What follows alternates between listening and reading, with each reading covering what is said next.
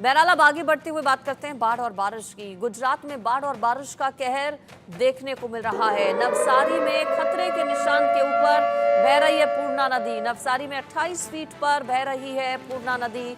खतरे के निशान से 5 फीट ऊपर बह रही है नदी। नदी नाले पूरे तरीके से उफान पर हैं। गुजरात में बाढ़ बारिश की वजह से जनजीवन पूरे तरीके से अस्त व्यस्त है। तस्वीरें भी कुछ हम आपको दिखा रहे हैं। कई इलाके ऐसे जहां पर पानी का कब्जा है, कई फीट तक जहां पर भर चुका है पानी। नदी नाले चूंकि उफान पर है, कई नदियां खतरे के निशान से ऊपर बह रही हैं। ऐसे में परेशानी लोगों की बहुत ज्यादा बढ़ी हुई है। खासतौर पर निचले इलाके में जो लोग रहते हैं उनके सामने मुसीबत बहुत ज्यादा।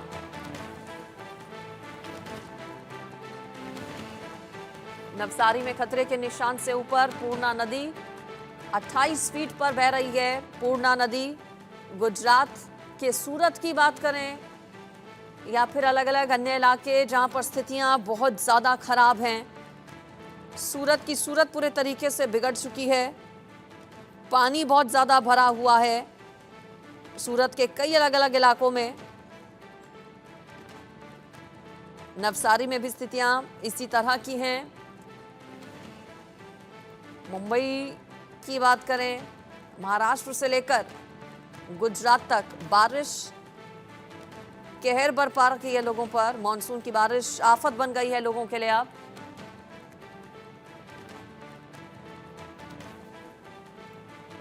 ग्राउंड पर भी आपको लिए चलेंगे।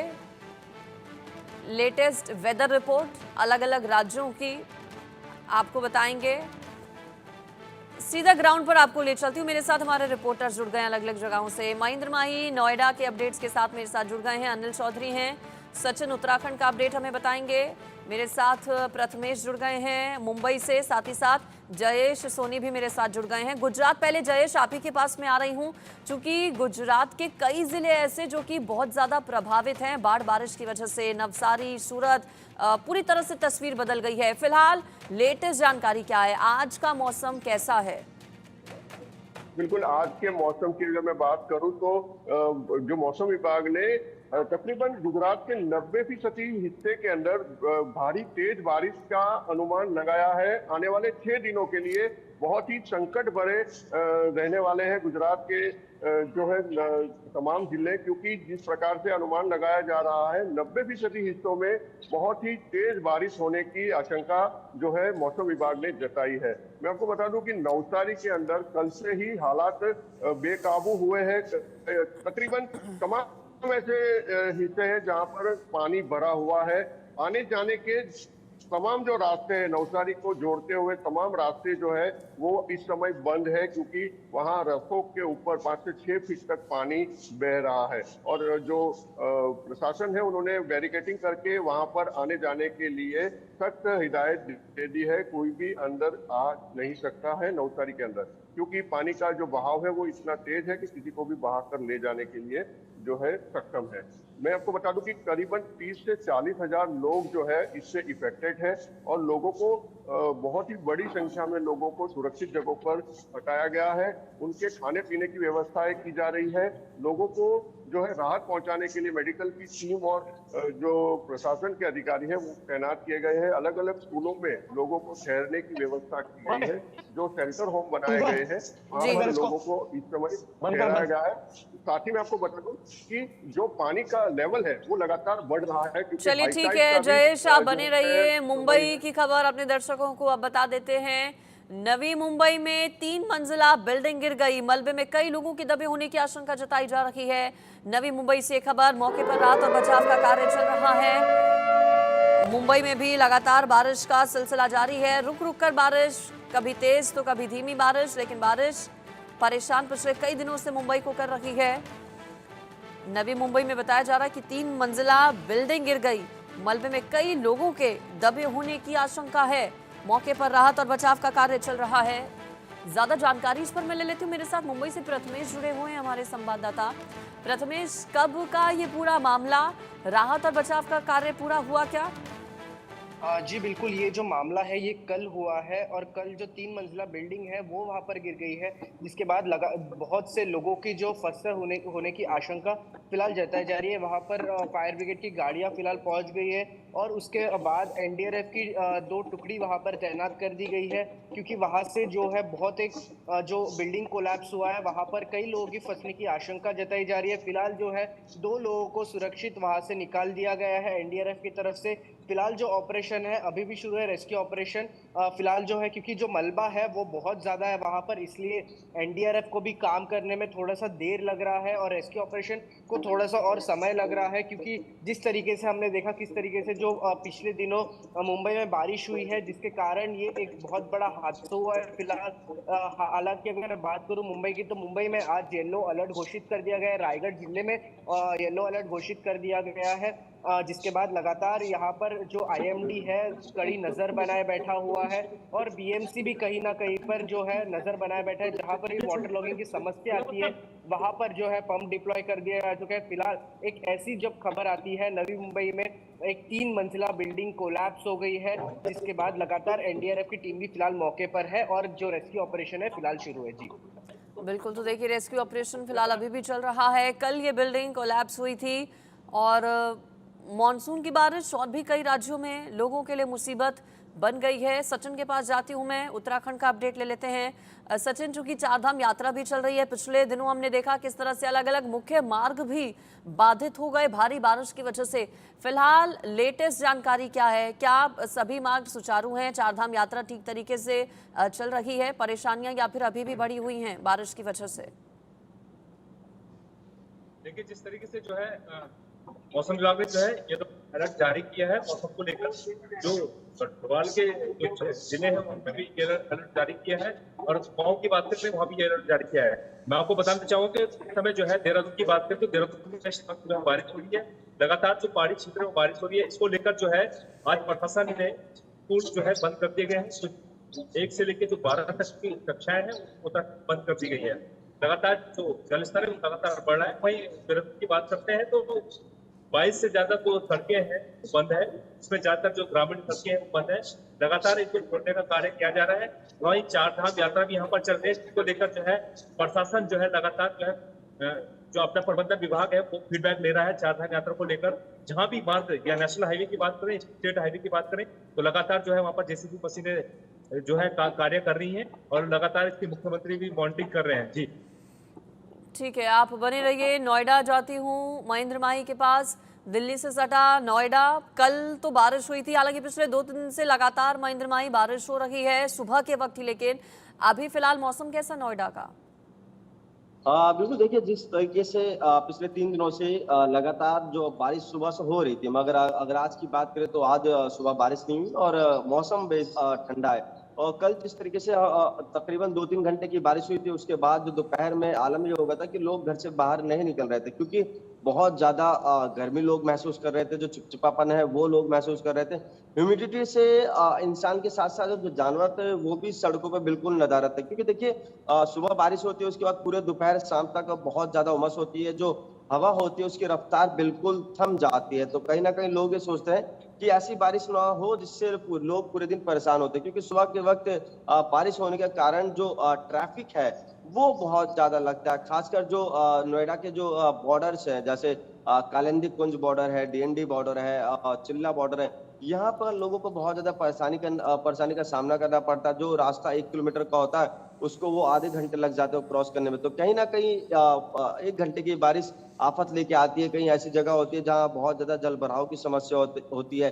ग्रामीण क्षेत्रों में अगर आप बात करें तो वहाँ बिजली कटौती की समस्या होती है। दूसरी तरफ देखिए क्योंकि डेंगू मलेरिया बहुत ज्यादा पनप रहे, सरकारी अस्पतालों में मरीजों की संख्या में भी बढ़ोतरी देखा जा रहा है। तो कहीं ना कहीं अब ये जो नोएडा में जो बारिश हो रही है सुबह के वक्त, ये पूरे दिन उमस पैदा करती है, गर्मी पैदा करती है और कहीं ना कहीं जो लोग होते हैं वो बहुत ज्यादा परेशान होते हैं। आईएमडी ने कहा था कि देखिए आने वाले 1 सप्ताह तक इसी तरह का जो मौसम है वो बना रहेगा, यानी कि जो बारिश है सुबह के वक्त होगी, चाहे हम नोएडा की बात करें या पश्चिमी उत्तर प्रदेश की बात करें, तमाम जनपदों में जो बारिश है वो रुक रुक के होगी। और इस बार देखिए अगर बात करें तो पश्चिमी उत्तर प्रदेश में जो मानसून है वो पूरे तरीके से नहीं आया।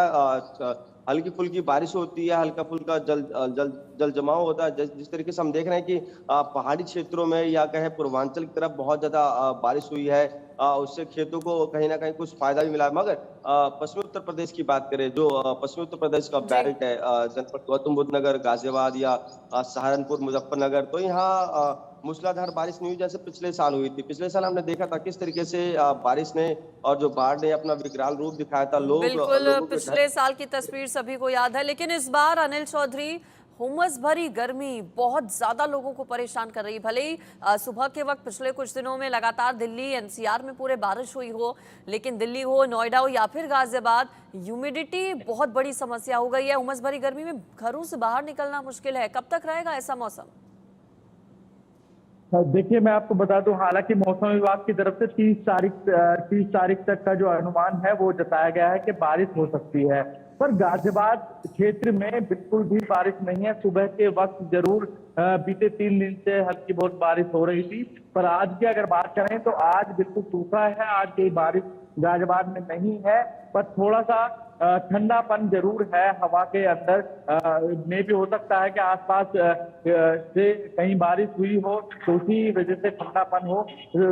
थोड़ा सा लोग जो है राहत जरूर ले रहे हैं, पर लोगों को उम्मीद है कि बारिश हो जिससे उनको चिपचिपी गर्मी से और जिस तरीके से ये गर्मी पड़ रही है उसका राहत लोगों को मिल जाए, इस तरीके की उम्मीद लोग जता रहे हैं। वहीं मैं आपको बता दूं, ये बारिश जो है जितना राहत लेकर लोगों के लिए आई थी उससे कहीं ज्यादा नुकसान भी लेकर आई है। बीमारियों का मार ये लेकर आ गई है। गाजियाबाद में मैं आपको बता दूं, कई इलाकों में डेंगू का लार्वा पाया गया है। तो आप समझ सकते हैं, यदि शासन प्रशासन और नगर निगम और स्वास्थ्य विभाग की तरफ से तैयारियां पूरी नहीं की गई तो आप समझ सकते हैं किस तरीके से बीमारियां लगातार पनपेंगी, क्योंकि 51 जो है ऐसे जगह चिन्हित की गई है जहां पर डेंगू का लार्वा पाया गया है। तो उनको चिन्हित कर कर लोगों को सूचना भी लगातार दी जा रही है और सूचित भी किया जा रहा है। कहीं भी जल जमाव है तो या तो वो नगर निगम को सूचना दें या वो खुद स्वयं उसको पानी को निकाल जरूर दें, क्योंकि जो डेंगू का जो लार्वा है वो लगातार पनप रहा है, वो पाया बिल्कुल, जा रहा ऐसे है, मौसम जिससे में डेंगू बीमारियों का बढ़ता खतरा है। भी बहुत ज्यादा बढ़ जाता है। डेंगू, मलेरिया जैसी बीमारियों से भी लोगों को परेशान होना पड़ जाता है जब जलभराव हो जाता है। जयेश के पास एक बार फिर से जाती हूँ। जयेश, चूंकि कई जिले बहुत ज्यादा प्रभावित हैं, निचले इलाकों में खास तौर पर जो रह रहे हैं लोग पलायन को मजबूर हैं, ऐसे लोगों के लिए प्रशासन ने क्या इंतजाम किए हैं? उनके रहने खाने के प्रबंध उचित ठीक तरीके से किए गए हैं या फिर नहीं? लोगों से अगर आपकी बातचीत हुई हो, क्या कह रहे हैं लोग? कि बिल्कुल जिस प्रकार से लोगों को रेस्क्यू करके सुरक्षित स्थानों पर रखा गया है, नवसारी, सूरत, बड़ौदा और आणंद के साथ साथ सौराष्ट्र के कुछ जिले हैं, वहां पर जो है स्थिति काफी बिगड़ी हुई थी और वहां से लोगों को रेस्क्यू किया गया था, वहां से उनको सुरक्षित स्थानों पर भेजा गया था।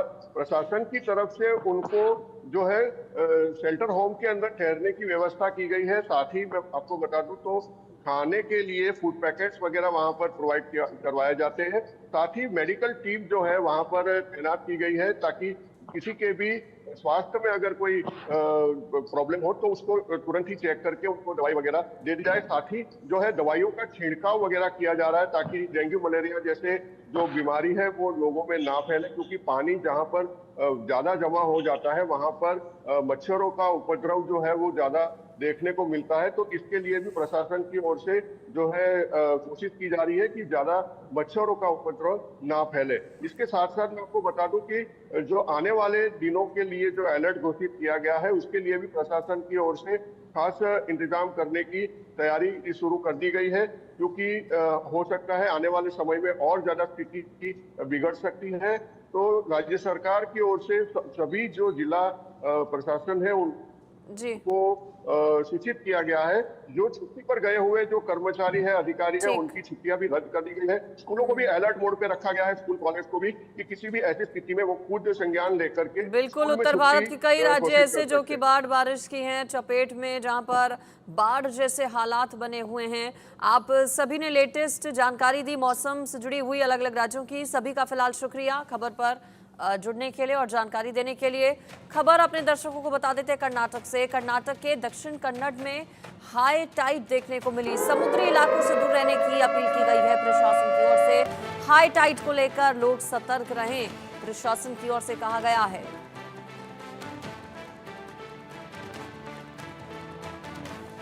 हाई टाइड को लेकर अलर्ट जारी किया गया है दक्षिण कन्नड़ में। कर्नाटक से ये खबर। समुद्री इलाकों के पास ना जाने की सलाह दी गई है। कहा गया है कि समुद्र के पास बिल्कुल भी ना जाएं।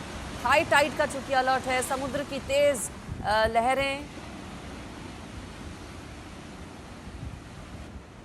चूंकि समुद्र किनारे बड़ी संख्या में लोग जाते हैं समय बिताने के लिए। हाई टाइड का अलर्ट जारी किया गया है। ऐसे में प्रशासन ने अपील की है कि लोग समुद्र के पास बिल्कुल भी ना जाएं, जान पर बना सकता है नहीं तो। हाई टाइड की चेतावनी जारी की गई है। प्रशासन की ओर से टीम भी वहां पर तैनात की गई है। लोगों को दूर रहने की सलाह दी जा रही है।